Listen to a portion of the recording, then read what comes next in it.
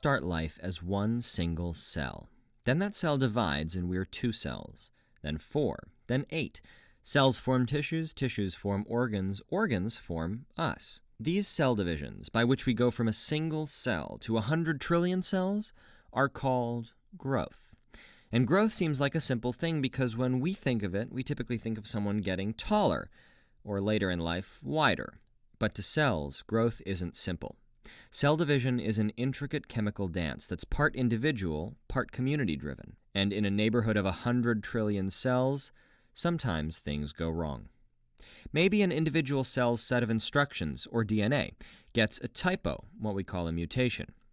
Most of the time, the cell senses mistakes and shuts itself down, or the system detects a troublemaker and eliminates it. But enough mutations can bypass these fail-safes, driving the cell to divide recklessly.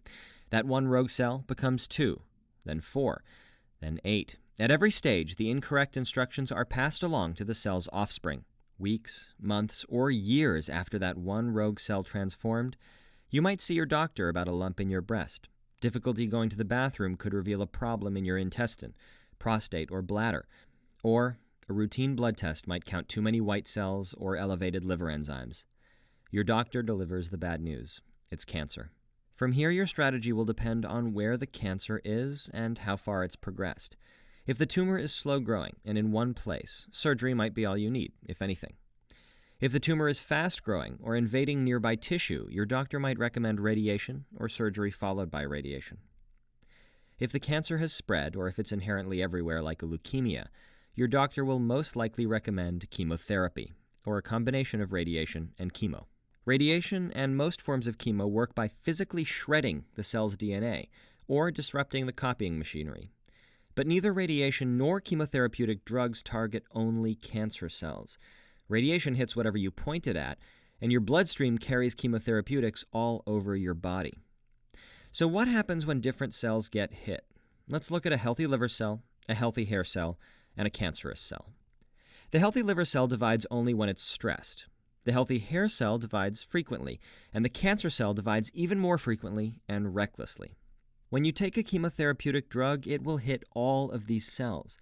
And remember that the drugs work typically by disrupting cell division, so every time a cell divides, it opens itself up to attack. And that means that the more frequently a cell divides, the more likely the drug is to kill it.